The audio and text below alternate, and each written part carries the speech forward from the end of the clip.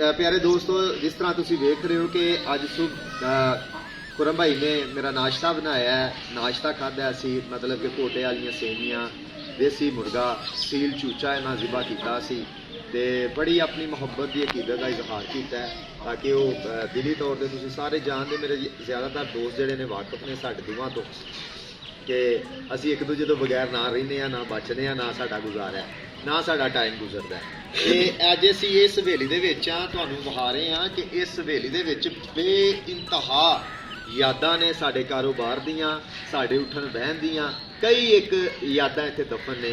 तो ताकि हुण भी अज भी तुसीं वेख रहे हो भाई ने इस शौक छड्डिया नहीं।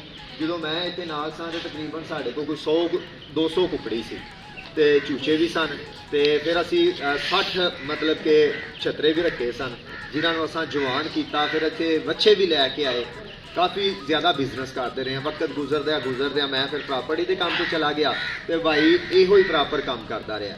लेकिन अज फिर वक्त कि उन्हें भी छड्डिया तो मैं दोबारा स्टार्ट किया जिस तरह तुहानूं विखा रहे हैं। तो हुण रब सोने अगे दुआ करो, असी तुहाड़ियां दुआवां दे मुंतज़र हाँ कि रब सोना सानू तौफीक दवे, ज़्यादा सानू माल दवे कि मैं भी भाई नूं फिर नाल साहिवाल लैके जावांगा। असी उत्ते फिर वड्डा काम करांगे, पैलियां लांगे, अपना माल मतलब कि सेल करांगे, खरीदांगे। जानवरां दा काम जिहड़ा असी डेयरी फार्म दा कोशिश कर रहे हैं कि आस्ता आस्ता असी डेयरी फार्म वाल जाइए। एक दफ़ा तुहानूं पता बंदा डिग्गिया होए तो उहदे वास्ते उठना बहुत मुश्किल होता है। और ए जिहड़े हालात चल रहे ने, लोग जिहड़े इत्थे ज़्यादातर ने एक दूजे नूं मारन वाले ने, उठाण वाला कोई नहीं। तो असी कोशिश करने कि मतलब कि आस्ता आस्ता चलते चलते सानू रब सोना तौफीक दवे, इस सिस्टम च लै जाए ताकि करना उस मालिक ने वे। साडी दौड़ धूप साडा जोर कुछ नहीं करता जिन्नी देर उन्होंने मंजूर ना हो। तो जिदन उन्हें मंजूर कर दिता फिर ये भी उत्ते मेरे नाल ही होएगा तो असी फिर सारे मिल के काम करांगे। साडी कोशिश है कि आस्ता आस्ता ही डेयरी फार्म बनाइए, वड्डा डेयरी फार्म बनाइए जिथे असी दुध का वसी कारोबार करिए, जिथे असी कंज झोटियां का कारोबार करिए, जिथे असी वछियां का कारोबार कर सकीए। जिस तरह असी इत्थे मिल के काम किया कई एक साल, इस तरह ही चाहते हैं कि हुण साहिवाल जाके असी अपना डेरा जमाइए ताकि उत्थे सानू जिहड़ी अच्छी आमदन हो सके ते असी अपने घरां दा बखूबी बंदोबस्त करन वाले ठहरीए। तो जे सानू रब दवे तो असी अपने दोस्तों की, अपने भैन भरावां की मदद भी करन नूं तैयार हां, बच्चों की भी मदद करन नूं तैयार हां जे रब सोना सानू तौफीक दे जिहड़े इस चीज़ के मुंतज़र ने। मेहरबानी अपनियां दुआवां च याद रखिए।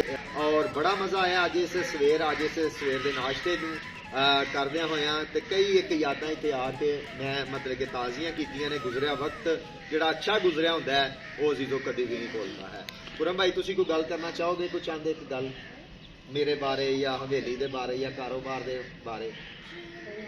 कारोबार बड़ा अच्छा है जी जी जिहड़ा करने पे। हाँ जी, मगर उहदे च उधार भी हुंदा है, मगर उधार दा अजकल टाइम को नहीं, नगदो नगद चलता पे काम।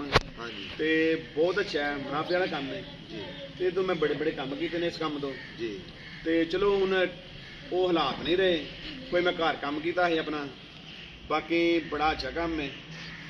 तो जिन्होंने दोस्तों ने शौक है करन दा वो सानू पुछ भी सकते हैं किस तरह करना है, मगर बड़ा अच्छा काम है।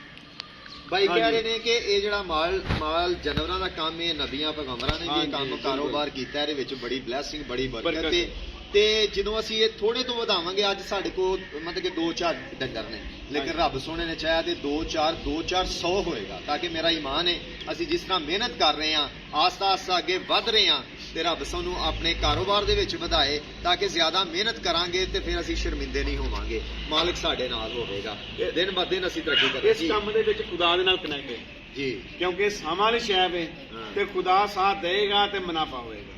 Very good. ये खुदा नू याद करके काम करो तो खुदा दे नाल चल के काम करो तो फिर मुनाफा पाते हो, नहीं तो नहीं पाते।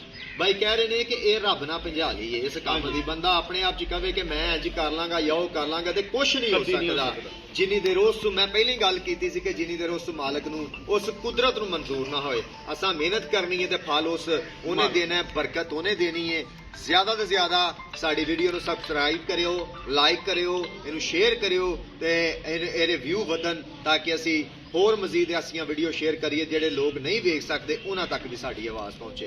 अपनियां दुआवां च याद रखिया जे। Thank you.